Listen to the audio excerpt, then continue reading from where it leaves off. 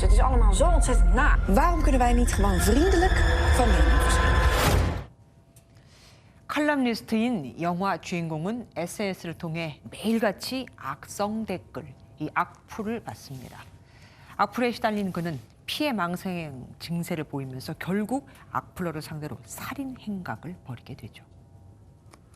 실제로 악성 댓글의 피해자들은 마음에 큰 상처를 받습니다. 인터넷 방송 BJ 잼미와 배구 선수 김인혁 씨도 생전 악플과 루머에 고통받은 것으로 알려져 있죠. 이 악플은 일반인이라고 해서 예의가 아닙니다. 경찰청에 따르면 사이버 명예훼손 모욕 사건은 6년 사이 2배 이상 늘었을 정도로 온라인 괴롭힘은 급속도로 늘고 있거든요. 악플 차단을 위한 방안은 형사 고소. 하지만 실효성이 별로 없습니다.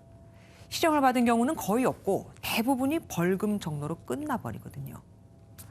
이런 걸 막기 위해 20대 국회 시절인 2019년 복수의 악플 방지법이 발의되기도 했지만 자동 폐기돼 버렸고 21대 국회에서도 박대출 국민의힘 의원이 인터넷 준실명제 도입을, 전용기 더불어민주당 의원은 악플 처벌을 강화하는 내용이 담긴 정보통신망법 일부 개정안을 발의했지만 여전히 후속 논의는 없습니다. 악플러는 생각보다 멀리 있지 않습니다. 우리 미국 브리거명 대학은 지난해 악플러에 대한 연구에서 다른 사람들의 고통을 관찰해 즐거움을 얻는다면 악플러 성향을 보일 가능성이 크다고 진단했거든요. 인지심리학자 김경일 아주대 교수는 뇌의 반응을 보면 악플 피해자는 흉기에 찔리는 고통을 느낀다. 악플은 범죄로 상해치사, 살인과 다를 바 없다고 했습니다. 악플러들은 손가락 살인마나 다름없다는 거죠.